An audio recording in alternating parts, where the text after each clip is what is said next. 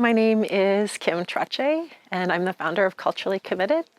I'm of settler ancestry with roots extending to England and Ireland on my mother's side and Germany on my father's side.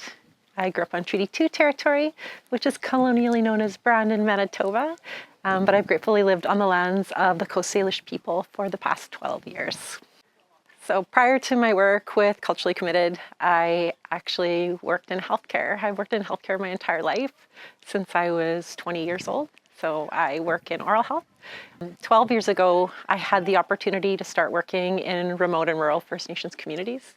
And that experience has really changed my life.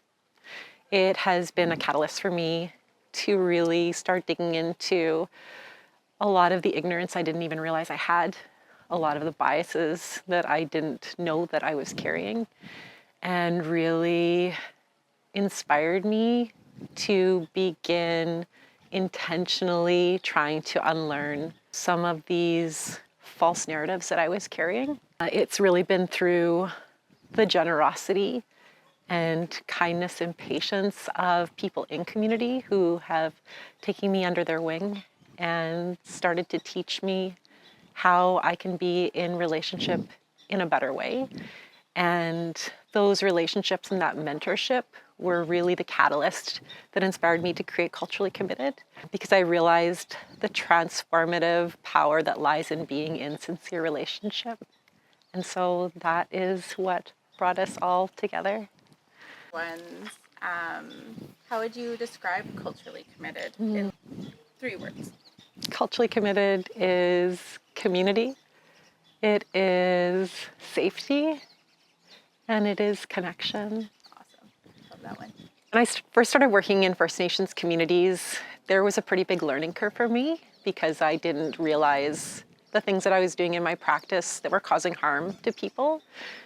Treating First Nations clients, especially people who've experienced harm, being mindful of the legacy of harm that has affected First Nations people, residential schools, Indian hospitals, segregation, subjugation. I didn't really understand how to adapt my practice to provide better care. And so once I started being in relationship with mentors and knowledge keepers, I began better understanding the things that I could do to improve my practice. And I absolutely began recognizing that I was receiving mentorship, and the mentorship was helping me provide better care, that more people were coming to seek out my services, and it was leading to better health outcomes for the people that I was providing care to. And so it was like a little spark that was ignited in the back of my brain that it was incredible to have mentorship, and how amazing it would be if there was a space where other people could engage with mentors and receive that mentorship. Because once we know better, we can start doing better. But I kind of pushed that down just because I am a lifelong healthcare provider. I didn't have the background or the skills to know how to facilitate a space like that. And also being a non-Indigenous person, being a white woman, I really felt like it wasn't my place. I felt very uncomfortable about that. So it was just an idea that I had that I kind of pushed aside. But as time went on and I had been working in community longer and longer, people started coming to see me, not just for healthcare services, but also just to talk to me about things that were happening for them. And I am honored that people trust me to tell me the things that are happening to them. And sometimes people would share disclosures that were troubling to me.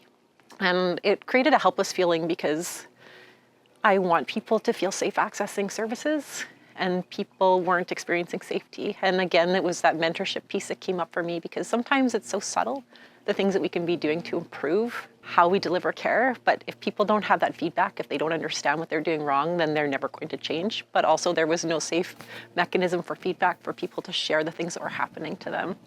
And so again, it was like this thing in my mind, like, wow, it'd be so great if we had a space for mentorship. But I pushed it aside because I thought that really wasn't my work to do. And then there was a day in my practice, it was October 1st, 2020, where I was working in community. I had a full day of patients booked, back to back the entire day. And on that day, every patient that sat on my chair shared a recent experience accessing were very unsafe. Some of the experiences were very troubling. And I was really rocked that day because it was one after the other. And I just started thinking about mentorship again.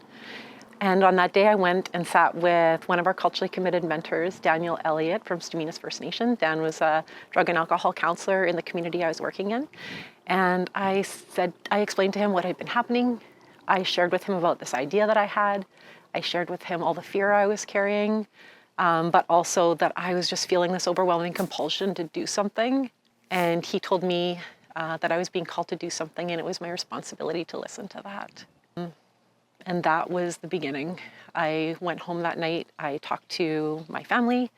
I told them about this idea that I had. My son was 14 at the time, and he said, Mom, you just go on GoDaddy and you buy a domain, and then you go on Wix and you build a website.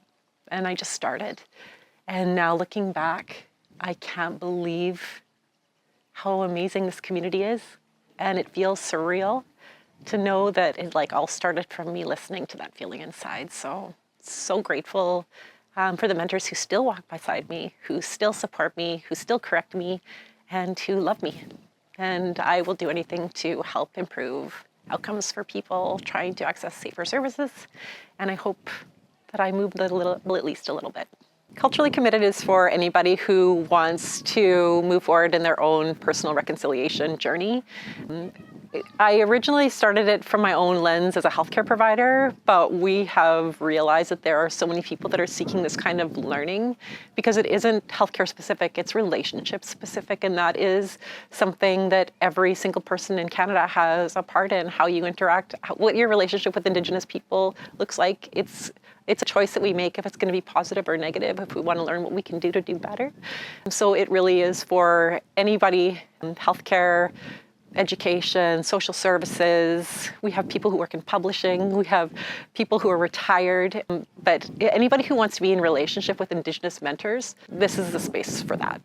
For people who join our community, they can expect to be welcomed with open arms. This is a place where it's safe to not know.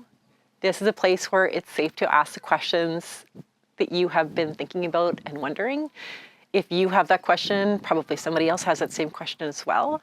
This is a place where you get to engage with brilliant Indigenous mentors and knowledge keepers. Personally, for me, I feel like these relationships are helping me become a better person. They're teaching me how to be in better relationship with not just Indigenous people, but non-Indigenous people too, even my own family. We offer monthly community calls that are essentially a virtual circle where we all come together online. Any questions that have come forward are screened by the mentors before the call. The mentors have an opportunity to really think about how they want to present information, what they want to share with the community. We call it our pregame call. And then during the community call, we get into the questions, but we also have dialogue and discussion where we can really dig deeper into the questions that have come forward. Another aspect of our community is our monthly workshop. So our workshops are hosted by brilliant Indigenous thought leaders.